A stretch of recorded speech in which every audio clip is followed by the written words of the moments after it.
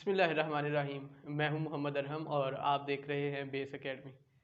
Second year mathematics lecture series जारी है और हम चैप्टर नंबर 3 डिस्कस कर रहे हैं। तो आज हम इसमें डेफिनेट इंटेग्रल्स और डेफिनेट इंटेग्रल्स पे जो थ्योरम्स अप्लाई होते हैं वो, और जो हमारी एग्जांपल नंबर 1 ALP के तहत स्मार्ट सिलेबस में शामिल है उसे डिस्कस करेंगे। हमने अभी तक जो एक्सरसाइज 3.5 है, जो बेसिक इंटीग्रेशंस हैं, हमने वो पढ़ ली है। तो अब हमने उन्हीं इंटीग्रेशंस जो हमने पढ़ी हैं उसकी एप्लीकेशन के बारे में पढ़ना है, यानी कि जो इंटीग्रेशंस हमने पढ़ी हैं उनका क्या फ़ायदा है, उसकी इम्प्लीमेंटेशन क्या है। तो जैसे हमारे पास अगर इंटीग्रेशन का जो एंटी है डेरिवेटिव्स की अगर बात करें तो डेरिवेटिव्स हमें किसी भी जो फंक्शन है उसकी ग्रेडियंट देते हैं, उसकी स्लोप प्रोवाइड करते हैं। इसी तरह से जो इंटीग्रेशन है ये किसी भी कर्व का एरिया बताती है। तो मैं अगर यहाँ पे लिखूं कि जो डेरिवेटिव्स हैं, डेरिवेटिव्स ये हमें किसी भी कर्व के बारे में या किसी भी ग्रेडियंट के बारे में बताते हैं। ग्रेडियंट यानी स्लोप। तो अब अगर कोई फ्लैट लाइन है, हॉरिजॉन्टल लाइन है, तो उसका जो ग्रेडियंट है वो हमें पता है 0 होता है। इसका मतलब उसके अंदर जो चेंज है वो क्या होगी, 0 होगी। डेरिवेटिव्स का जो दूसरा नाम हमने पढ़ा है वो है चेंज। इसी तरह से जो एंटी डेरिवेटिव्स या जो इंटीग्रेशंस हैं, इंटीग्रेशन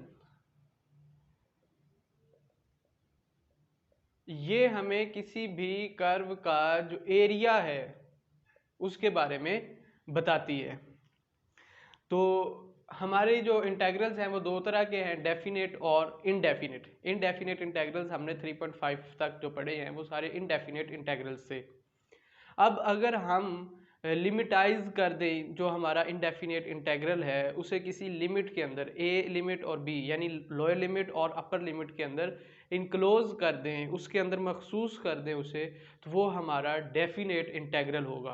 और जो डेफिनेट इंटेग्रल है यही हमें एरिया अंडर दी कर्व बताता है। यानी अगर मैं बताऊं या लिखूं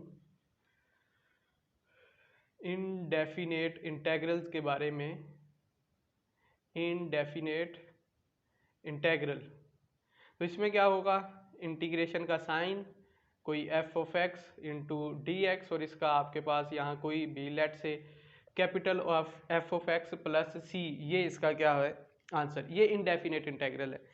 अब इसी के ऊपर मैं अगर इसे लिमिटाइज कर दूं, लिमिट अप्लाई कर दूं, लोअर लिमिट हो a और अपर लिमिट हो मेरे पास b, तो फिर अब ये आंसर इस तरह से नहीं होगा। इस पे जो आंसर है वो होगा f ऑफ a माइनस पहले अपर लिमिट आनी है, अपर लिमिट b है, f of b minus f of a।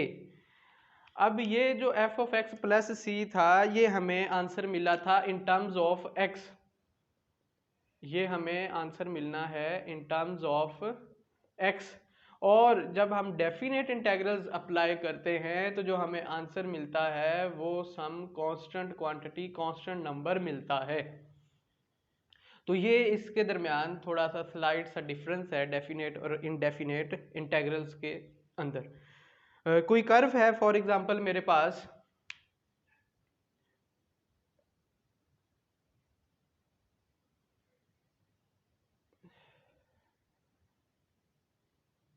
जी ये कोई कर्व है इस तरह की मेरे पास, और हमें क्या करना है, इसके अंदर जो एरिया है वो फाइंड करना है, और इसे लिमिट भी लगा देते हैं। फॉर एग्जांपल ये जो पॉइंट है ये ए हो, ये पॉइंट क्या हो बी, इन्हें अगर हम ज्वाइन कर दें इस तरह से, तो ये हमें क्या करना है, एरिया बताना है, ये वाला। ठीक है। अब दो इसके जो है डिफरेंट तरीके हैं, दोनों हम बात कर लेते हैं। फॉर एग्जांपल ये कोई f ऑफ x है जिसकी ये हमने कर्व ड्रॉ की है। अब एक तरीका तो ये है जो कि आर्किमिडीज ने सजेस्ट किया था, वो इसे क्या करता है, वो इसे स्मॉल इंटरवल्स में इनटू n इंटरवल्स में डिवाइड कर देता है। इंटरवल्स इतने छोटे रखता है कि उसके दरमियान जो चेंज है एक वो कांस्टेंट हो और वो हमारे पास कुछ शेप्स बन जाएं जिनका एरिया हमें पता होता है। फॉर एग्जांपल वो ट्रायंगल है, रेक्टेंगल है, ट्रेपीजियम है, इस तरह की शेप्स बन जाएं जिनका हमें एरिया नॉन है। तो उनकी मदद से हम क्या करेंगे, इसका जो एरिया है वो फाइंड कर लेंगे। यानी आप इसे क्या करोगे, पहला पैच लेट से ये हो गया, दूसरा ये है, तीसरा ये, 4 5 6, लेट से हमने इसे 6 पैचेस में डिवाइड कर लिया है। अब ये जो ईच पैच है ये क्या होगा, ये सम कांस्टेंट क्वांटिटी होगा। यानी अगर फॉर एग्जांपल ये जो डिफरेंस है इसके दरमियान वो अगर 0.5 का है तो आगे भी जितने पैचेस हैं उनमें भी जो डिफरेंस है वो क्या होगा, 0.5 का। अब इसका एरिया फॉर एग्जांपल ये वाला जो है A1 हो, A2, A3, A4, A5, A6, तो टोटल मेरे पास जो एरिया आएगा इसका, फिर total area is equals A1 plus A2 plus A3, A4, A5 और A6। अब उसके बाद ये जो आपके पास शेप है इसे अगर आप कुछ इस तरह से डिवाइड कर लो, ये जो मैंने एक हॉरिजॉन्टल लाइन ड्रॉ की है तो इसके ऊपर एक ट्रायंगल बन गई, नीचे हमारे पास एक रेक्टेंगल बन जाती है। तो इन दोनों का आप एरिया अगर A1 करना है तो area of triangle plus area of rectangle. इसी तरह यहाँ भी ये हॉरिजॉन्टल लाइन, इस तरह यहाँ पे ये हॉरिजॉन्टल लाइन। तो इसे हम यूँ फर्ज करते हैं कि ये कोई कर्व नहीं है, ये एक स्ट्रेट पाथ है, स्ट्रेट लाइन है। तो फिर ये क्या होगी, ये आपके पास एक ट्रायंगल, तो ट्रायंगल प्लस रेक्टेंगल, तो ये आपके पास जो A1 है, A2, A3, A4 इस तरह से फाइंड हो जाएंगे। उन सारे एरियाज को आप जब सम करोगे तो मेरे पास क्या आ जाएगा, टोटल एरिया आ जाएगा। अब ये जो मेथड था ये कॉम्प्लिकेटेड था। अब यही जो हमारे पास प्रैक्टिकली आंसर्स आते हैं, यानी इन सारों को 6 पैचेस में डिवाइड करके जो आंसर आएगा वो बहुत करीब होगा उस आंसर के अगर हम इसी फंक्शन की यानी f ऑफ x की इंटीग्रेशन कर लें a टू b dx के साथ। ठीक है, यहाँ पे ये जो इसका आंसर आएगा ये हमें टोटल एरिया के करीब करीब ले जाएगा। तो ये है हमारे पास जो method for finding the area under the curve, और this is the practical application for integration. Later on we will talk about the theorems of definite integrals। हमारे पास जो 3 बेसिक थ्योरम है डेफिनेट इंटीग्रल के, पहला थ्योरम यही है, ये जो हमने बात की है। फॉर एग्जांपल कोई f ऑफ x है, f of x into dx, इसकी आप इंटीग्रेशन कर रहे हो a टू b, तो फर्ज करते हैं कि इसकी इंटीग्रेशन क्या आ जाती है मेरे पास, phi of x into plus c, sorry phi of x plus c. तो इस पे आप दोबारा फिर लिमिट अप्लाई करोगे, वो लिमिट है a टू b, और ये लिमिट कैसे अप्लाई करनी है, ये लिमिट आप यूँ अप्लाई करते हो फाई ऑफ b प्लस सी, यानी इस फंक्शन में x की जगह पे एक दफ़ा आप b रिप्लेस कर दोगे और दरमियान में minus phi of a plus c, और एक दफ़ा आप उसके ऊपर जो a अप्लाई कर दोगे, लोअर लिमिट अप्लाई कर दोगे। ये 2 लिमिट्स हैं, ये लोअर लिमिट है और ये अपर लिमिट है। और ये जो फाई है ये हमने सपोज किया है कि f ऑफ x की जब हम इंटीग्रेशन करते हैं तो जो आंसर आता है वो सम फाई आता है। तो आप ये माइनस अंदर मल्टीप्लाई करें तो ये आएगा phi of b plus c minus phi of a minus c, c से ये सी कैंसिल प्लस और माइनस की वजह से, तो ये आएगा phi of b minus phi of a। ये आपका जो बेसिक थ्योरम है डेफिनेट इंटीग्रल्स का यानी अगर एफ ऑफ एक्स का कोई आंसर आता है इंटीग्रेशन लेने से फाई ऑफ एक्स, तो उस पर आप अपर लिमिट, उस फंक्शन पे अपर लिमिट पुट करो और माइनस करो उसमें लोअर लिमिट पुट करके, तो आपको एक जो है आंसर मिल जाएगा, डेफिनेट वैल्यू मिल जाएगी। ये पहला थ्योरम था।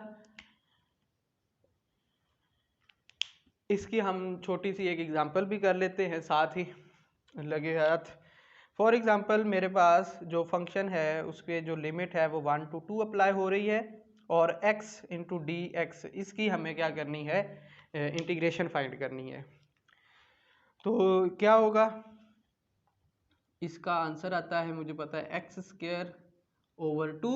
ठीक है, अब आप c चाहे तो ना लिखें और एक लाइन लगा के 1 to 2 आप इस पे लिमिट अप्लाई करेंगे।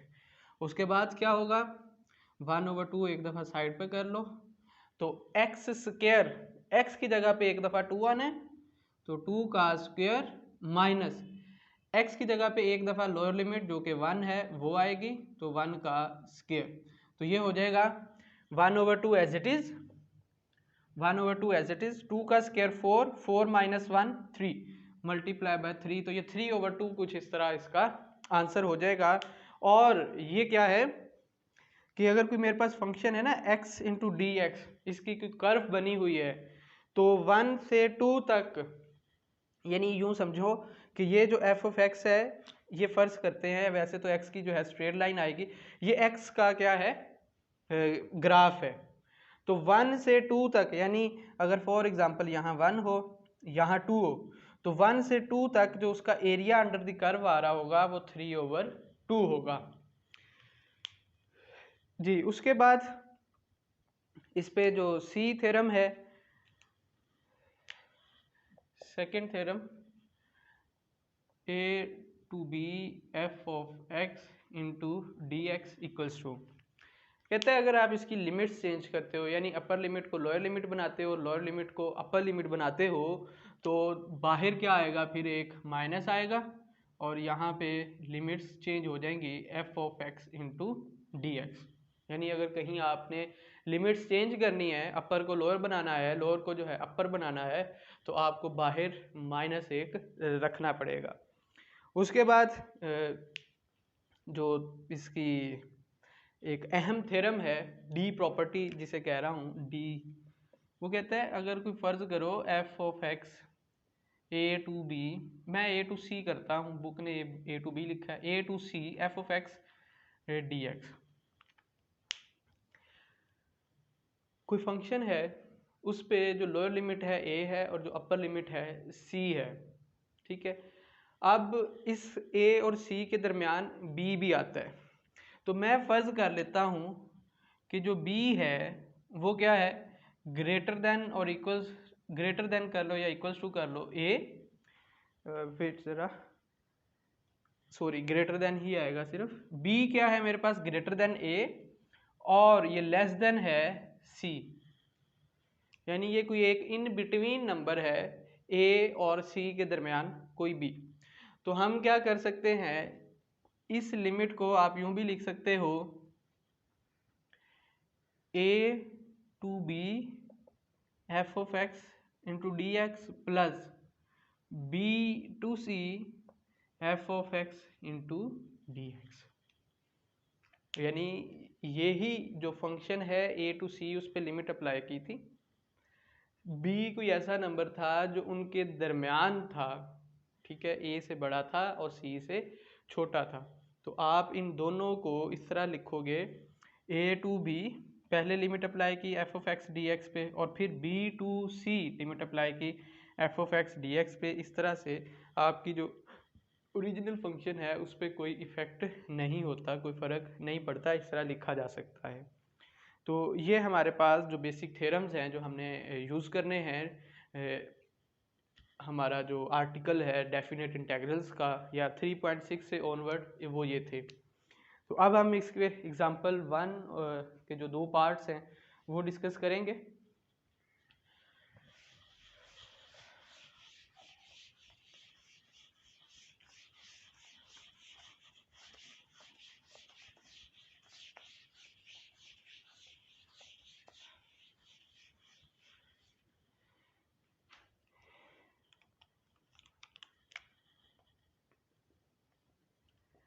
एग्जाम्पल नंबर 1 और इसका फर्स्ट पार्ट है x cube plus 3x square, x cube plus 3x square into d x, और लिमिट्स हैं इस पे -1 to 3। अब पहले हम क्या करेंगे, इसकी पूरी जो इंटीग्रेशन है वो फाइंड कर लेंगे और उसके बाद हम एंड पे लिमिट अप्लाई करेंगे। तो मैं यहाँ लिख लेता हूँ integration of x cube plus 3x square equals to into d x equals to, हमें पता है कि ये जो इंटेग्रल है वो सब के साथ सेपरेट हो जाएगा, तो x cube into d x plus 3 into x square और डी एक्स। तो ये जब हम लिमिट इस पे इंटीग्रेशन जब अप्लाई करेंगे तो ये हो जाएगा x raise to power 4 over 4 plus 3 into x raise to power 3 over 3 plus c आना है, चलो लिख लेते हैं सी। तो ये 3 से ये 3 कैंसिल, तो ये हो जाएगा 1 over 4 x raise to power 4 plus x का क्यूब प्लस सी, ये मेरे पास है x cube plus 3x square into d x की इंटीग्रेशन। अब हमें डेफिनेट इंटेग्रल फाइंड करना है, तो हम इस पे डेफिनेट इंटीग्रेशन या डेफिनेट इंटेग्रल अप्लाई करते हैं, तो होगा -1 to 3 into x cube plus 3x square d x equals to, अब इसकी इंटीग्रेशन का जो आंसर है वो ये लिखा हुआ है, तो हम वो लिख लेते हैं यहाँ पे 1 over 4 x raise to power 4 plus x का क्यूब। सी मैंने अभी आपको बताया कि इसमें कैंसिल हो जाता है तो हमें लिखता ही नहीं, तो -1 to 3 ये इस पे लिमिट अप्लाई होगी। तो इस पूरे फंक्शन पे एक दफ़ा मैं 3 पुट करूँगा, तो ये हो जाएगा 1 over 4 x raise to power 4 यानी 3 raise to power 4 plus x raise to power 3 यानी 3 रेज टू पावर 3, दरमियान में आएगा माइनस, देन अब -1 पुट करेंगे, तो 1 over 4 -1 raise to power 4 plus -1 raise to power 3 जी, तो 3 रेज टू पावर 4 81, तो ये हो जाएगा 3 9 27 जी 81 ओवर 4 प्लस ये हो जाएगा 27 माइनस, यहाँ -1 की पावर 4 है तो वो प्लस हो जाएगी, तो ये 1 ओवर 4 ही आ जाएगा और ये -1 हो गया जी। तो इसके बाद जो सिंप्लीफिकेशन है, इधर एलसीएम कर लो इसका, तो मैं यूँ करता हूँ, इधर भी 4 है, दरमियान में माइनस है, तो सबका एलसीएम इकट्ठा ही कर लेते हैं, तो 4 एलसीएम आ गया 81 प्लस 427 आ जाएगा, 427 जार, तो चलें लिख लेते हैं 27 इंटू 4 -1 और उसके बाद माइनस माइनस प्लस और 4 एलसीएम, तो 4 आ गया।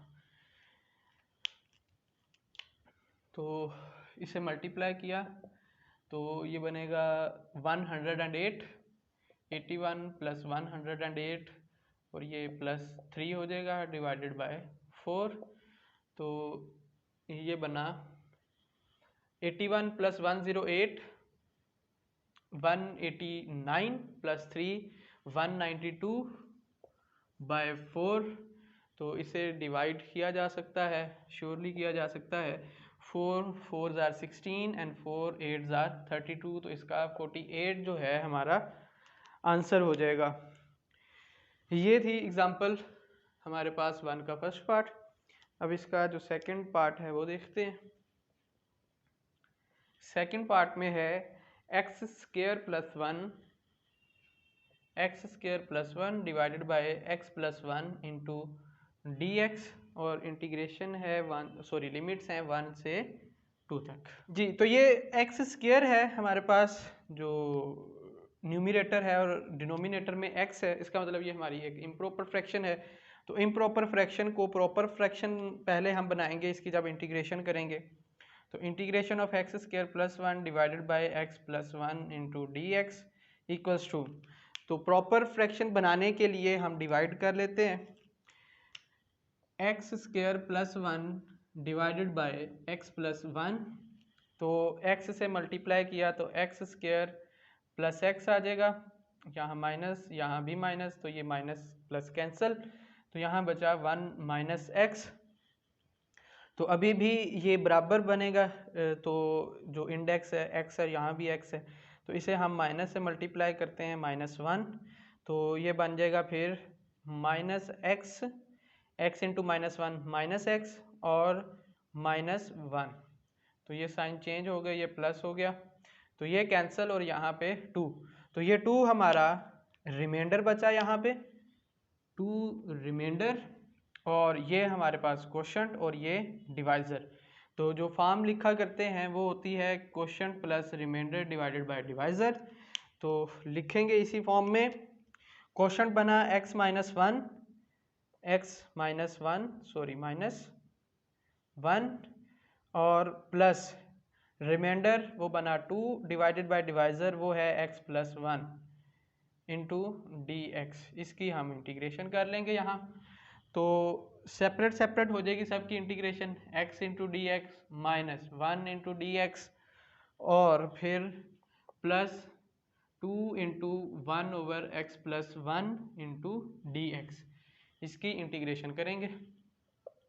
तो इसकी इंटीग्रेशन होगी x square over 2 minus x plus 2 log nature of x plus 1 plus c हम नहीं लिखते डेफिनेट इंटीग्रल के केस में।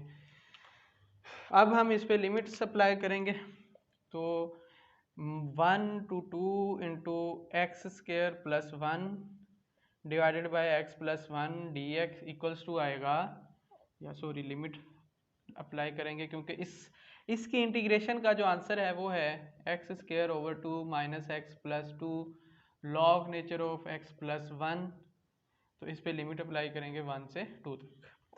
तो पहले एक दफ़ा पूरे फंक्शन में, अच्छा ये यूँ करना है कि पूरे फंक्शन में एक दफ़ा आप जो अपर लिमिट है वो पुट कर लो और फिर माइनस लगा के पूरे फंक्शन में 1 पुट कर लो जो लोअर लिमिट है, तो ये बन जाएगा फिर हमारे पास x की जगह पे 2 का square divided by 2 minus 2 plus 2 log nature of 2 plus 1, तो ये मैंने पूरे फंक्शन में एक दफ़ा जो अपर लिमिट है वो पुट कर ली, माइनस अब लोअर लिमिट पुट कर लूँगा, तो 1 का square over 2 minus 1 plus 2 log nature of x plus 1 यानी 1 प्लस 1, ये लोअर लिमिट होगी इसमें। तो 2 का स्क्वायर 4 डिवाइडेड बाय 2, तो ये 2 हो जाएगा, 2 minus 2 plus 2 log nature of 2 plus 1 log nature of 3 minus 1 over 2 minus 1 बन जाएगा, तो 1 over 2 minus 1 plus 2 log nature of 2 जी। तो ये 2 से 2 कैंसिल, तो जो कैंसिल हो गया उसके बाद हमारे पास जो बचेगा वो है 2 log nature of 3 minus 1 over 2 plus 1 minus 2 log nature of 2 जी। तो माइनस 1 ओवर 2 प्लस 1, तो प्लस 1 ओवर 2 बचेगा, वो मैं इधर लिख देता हूँ 1 ओवर 2, इन दोनों को सॉल्व करके 1 ओवर 2 बचा। उसके बाद 2 log nature of 3 minus 2 log nature of 2, तो मैं 2 कॉमन ले लिया, प्लस 2 कॉमन, तो अंदर बचेगा log nature of 3 minus log nature of 2। तो थर्ड जो असूल है हमारे पास लॉग का, तो वो ये कहता है कि अगर दो डिफरेंट लॉग्स लिखे हैं और उनके दरमियान माइनस है तो उसे आप कॉमन लॉग के साथ लिख सकते हो, शर्त है कि आप उन दोनों नंबर्स को या फंक्शंस को डिवाइड करोगे, तो ये आ जाएगा 1 over 2 plus 2 log nature of 3 over 2, ये हमारा इसका जो है रिक्वायर्ड आंसर बन जाएगा जी। तो इस लेक्चर में हमने जो हमारे पास बेसिक जो डेफिनेट इंटीग्रल्स की एग्जांपल्स थी और इसका जो थ्योरम्स थे उसे डिस्कस किया। इंशाल्लाह नेक्स्ट लेक्चर से हम जो मज़ीद हमारी एग्जांपल्स रह गई हैं उन्हें डिस्कस करेंगे। तब तक अपना और चैनल का ख्याल रखिएगा। अल्लाह हाफिज़।